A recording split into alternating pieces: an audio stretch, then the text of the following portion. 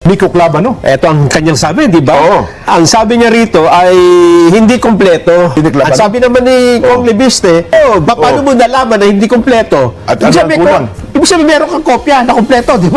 Ayun na nga. Oo. Hindi mo malalaman ang kulang kung wala kang hawak na kompleto. Oo. Naku, si Nico, pasensya na kayo. Pag nagsalita laging sabit eh. Ganun ba? Ang daming statement yan. Si Clavano na Ang sumagot dyan, si Kong Lian Lebiste Kong na. Lebiste. Ah, okay. Oo. Ang sabi niya, paano mo malalaman kung kulang? Wala ka naman doon. Ito pala, Jen, ay nag-meeting itong si Congressman Leandro Lebiste Oo. at ang mga investigator ng Ombudsman. Ang problema, doon sa meeting ay hindi naman pala kasama si Assistant Ombudsman Calabano. Wala siya doon. Wala siya. Okay. Kaya nga kanta ka eh. Di ba? Doon sa, defensive lagi sila eh. Tsaka bakit? Ba't kailangan mong sagutin ng gano'n, di ba? Ano ba ang... ang problema kasi, nung ito ay inilapit sa ombudsman, hindi na ba ang dapat nilang gawin? Tinignan nila yung original na copy kagad? Bakit hindi nyo sinabi noon na, ay kulang po yung Yun na nga. listahan? Kasi Nag-meeting po kami kahapon. Dapat ganun, di ba? Hindi sana ipinakita nyo noon pa sa publiko na meron palang ganito. Aha. Nakalistahan. Bakit tahimik kayo noon, di ba? Ibig sabihin, iba po yung iba yung direksyon ninyo. Unang dapat, magkakampi kayo dapat yung Lebiste at ombudsman eh. Yan nga. Kasi imbestigahan niyo yung allegation Oo, eh. dapat pinuntahan nyo. DPWS, dapat pinuntahan nyo kagad si Cabral. Ang problema, Di ba? kinukontra agad nitong si Clavano yung At saka, statement eh. At saka nung buhay pa si Cabral, ba't hindi nyo man lang Ayun na nga. tinawag o kaya kinuha yung files na ito, di ba? Bakit ngayon patay na? Then lalo tayo nahirapan, di Yun na nga. ba? Samantalang nun ang luwag-luwag ng oras, di ba? Ngayon nila pinaiinit siya, Nelson, kasi alam nilang wala na, patay na yung may gawa. Ayan ang problema. Di ba? Ngayon, magkakaroon pa ngayon ng pagdududa. Kasi nga, hindi ho transparent eh. Kaya sabi Diba? ko sa iyo, pag sanugot si Clavano, ano yan eh. Oo, hindi transparent. Kung gaano kadami po ang alinlangan at duda dyan sa pagkamatay ni Jose Cabral, ganun din po sa iniwan niya mga files. Sa ngayon po ay ang daming nagtatalo-talo. Totoo kaya yung mga files na yan? Cabral Files. Mga Cabral files. Oho. Na ang unang nagbunyag nito, Jen, ay si Congressman Lian Lebiste. Okay. Ang totoo niyan, buhay pa si Jose Cabral, nabanggit na yan ni... Naging guest pa natin dito Oo. meron nga mga nag-re-upload nung interview natin sa kanya eh. Ang problema, nung panahon na yun, nabuhay pa si Jose Cabral, hindi naman pinansin yung files na yan eh. Hindi nga,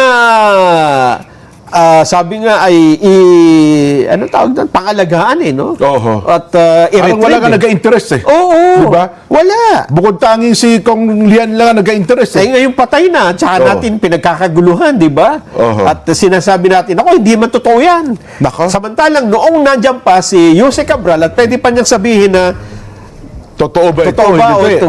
Hindi naman siya, ba ito? Ano hindi ba naman ito? siya nagsalita dyan eh. Wala. Na yung hawak ni Congressman Lebiste ay hindi po yan mula sa akin. Oho. Well, hindi naman niya sinabing gano'n, di ba?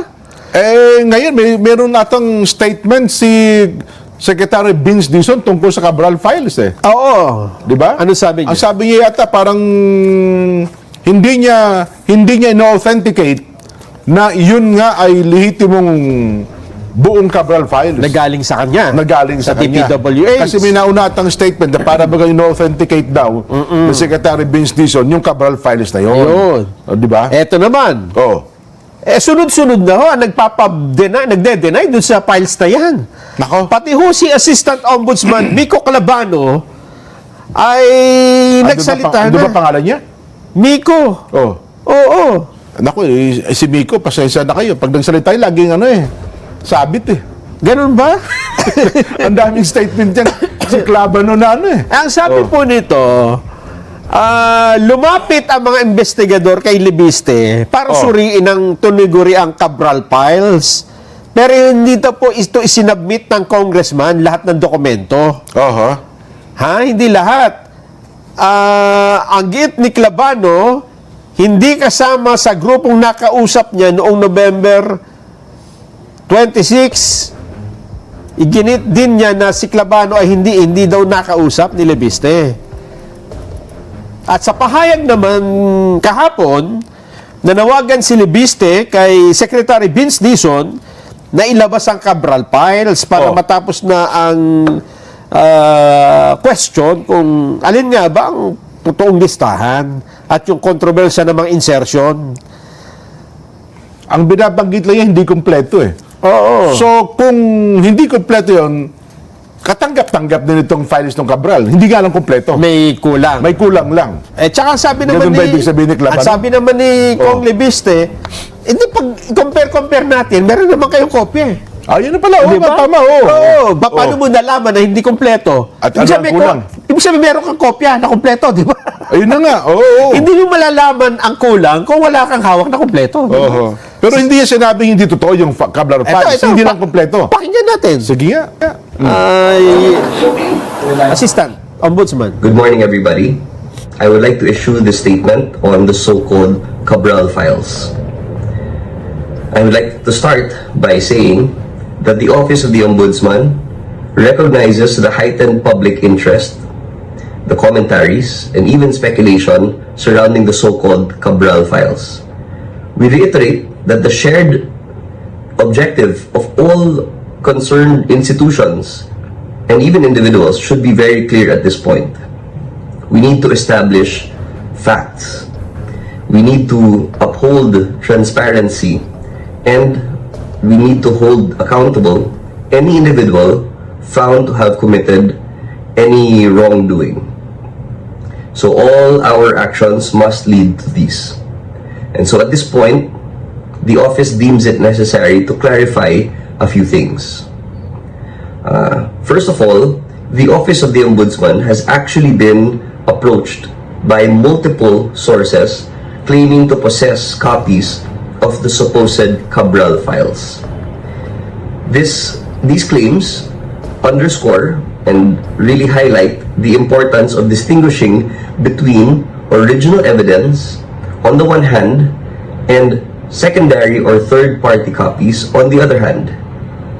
Second, the best and most reliable source of documents are actually the agencies and individuals who had custody, who had control, and even authorship of the computers, the storage devices, and the files themselves.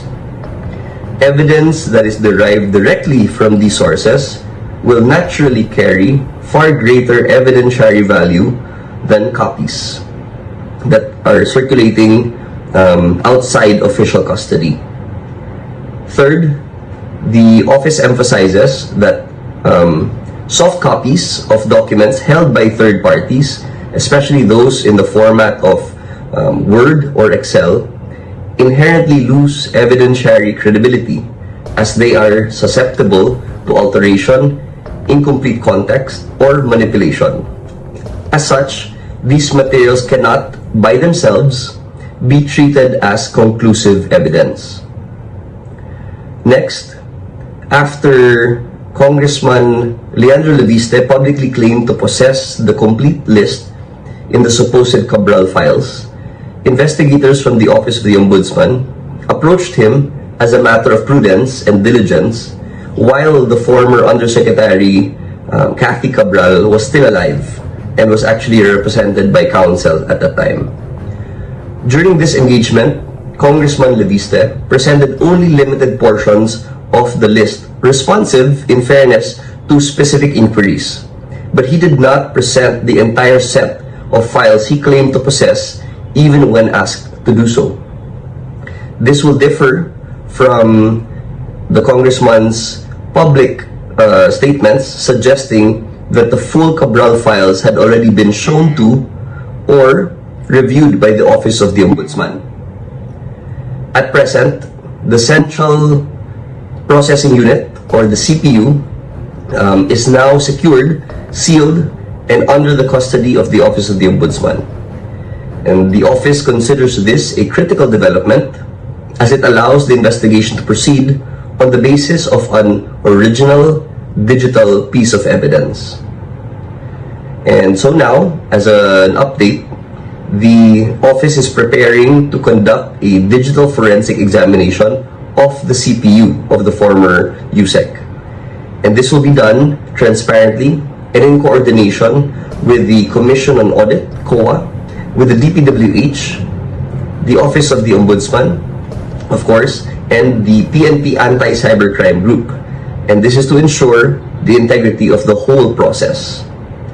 Finally, the office clarifies that the Cabral files are only one part of the investigation. Alleged insertions that are supposedly in these files still need to be carefully examined to determine whether these projects were actually implemented or if they turned out to be ghost projects. An insertion by itself is not automatically illegal. It will only become criminal if it is proven to involve fraud, misuse of public funds, or non-existent projects. Ayan, ang sinabi ni Clabano, Nelson. Ano masasabi natin doon sa naging pahayag ni Nico Clabano? Ito ang kanyang sabi, di ba? Oo. Una, ang sabi niya rito ay hindi kompleto. Hindi daw ho kompleto yung... Ito pala, Jen, ay nag-meeting itong si Congressman Leandro Lebiste Oo. at ang mga investigator ng Ombudsman. Noong November 26, buhay na buhay pa si Yusek Catalina Cabral. Ayun. Buhay pa. Ang problema doon sa meeting ay hindi naman pala kasama si Assistant Ombudsman Calabano. Wala siya doon. Wala siya, okay. Kaya Oo. ang sabi dito ni... Sinagot niya isa-isa, ha? Oo. May pahayag po na sumunod si Ang sabagot dyan, si Kong Lian Libiste Kong na. Libiste. Okay, oo. Ang sabi niya, paano mo malalaman kung kulang? Wala ka naman doon. Oo nga. Diba? Doon sa meeting nila. Oo, ang mas maganda na magsabing kulang yan, ay yung mga nakakita ng dokumento. Ayun. Yan. Yung kapulong yun noong November. Oo, oo. Okay. Pangalawa, sinabi pa niya na ang isinabit niya ay una, DPWH budget summary. Pangalawa, full, buo, Excel spreadsheet of the 2025 National Expenditure Program. Oho. Sinabihan pa daw ni Lebiste yung mga investigador na tingnan nyo lahat. Tingnan nyo lahat ng kopya. Oo nga. Oo, Kaya tama lang, naman. mukha daw hindi interesado yung mga investigador ng ombudsman nung pagkakataon na Nung yun. that time, oo. At ang kanilang focus lang ay yung binabanggit niya na kay Congressman Garjola. Yun lang yung tinitingnan nila, yung sinisiyasat. Dahil siyempre, merong aligasyon siya tungkol sa Kay Garjola, no? Garjola, nakakuha doon na pinakamalaking, pamimili ng project. Ano? Kaya nga, kaya noong pinag-uusapan daw ito, ay yun lang yung main focus ng mga investigador. Hindi naman pinag-usapan ang buong dokumento. Eto pa, ang sabi ni Pumlian. ang sabi ni Clabano kanina, di ba? Oo. Dapat daw ay yun daw kasing soft copy, pwedeng mabago yan ma-alter Pwedeng Oo. mabura. Kaya diba? nga rin papadaan nyo sa forensic Pwede investigation. mapalitan. Oo. Ang hamon ni Lebiste ito. Kung kayo po ay duda sa kopya ko, ba't hindi natin pagparis-parisin? Oo nga. Hindi natin, ito ang sabi niya, comparison. Merong kopya nito si Senator Lacson, Senate Blue Ribbon Committee Chairman. Okay. May kopya. Yung sa DPWH, meron. Yung binigay sa Ombudsman, meron din.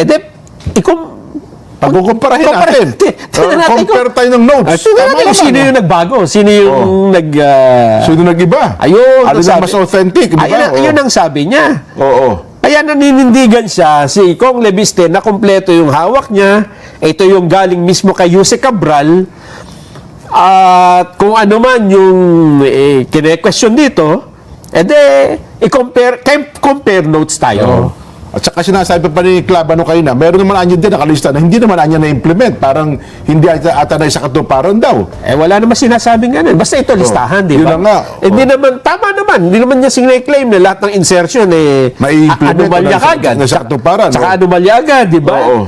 Hindi ko mo nandun sa listahan, corruption ka agad. Totoo. Wala naman nagke-claim ng ganun. Kaya ako'y kanta ka eh. Di ba? Doon sa, defensive lagi sila eh. Tsaka bakit? Ba't kailangan mong sagutin ng gano'n, di ba? Ano ba ang...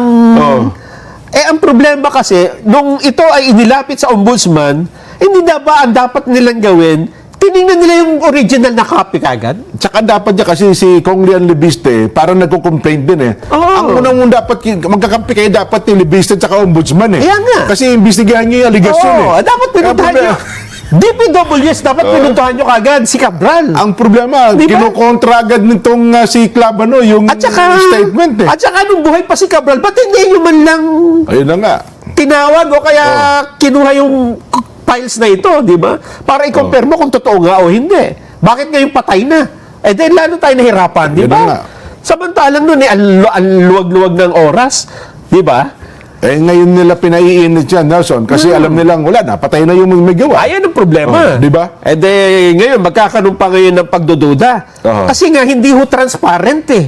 Kaya sabi Di ba? ko sa iyo, pag sabi ko si Clavano, ano yan eh. Oo, hindi transparent. Oo. Eh di sana ipinakita nyo noon pa sa publiko na meron palang ganito. Aha. Nakalistahan. Eh bakit tahimik kayo noon, di ba? Bakit noong nakipag-usap yung mga investigador sa ombudsman, investigator ng ombudsman kay Libiste, bakit hindi nyo sinabi noon na, ay, kulang po yung Yun na nga. listahan. Kasi Nag-meeting po kami kahapon. Dapat ganun, di ba? Kasi parang ang interest nga lang daw nila, kasi nung time na yon ang binabanggit lang ni Kong Lian Libiste. Garjola. Si Garjola. Oo. November 26 pa to eh. Yun na nga. Ibig sabihin, iba po yung iba yung direksyon ninyo.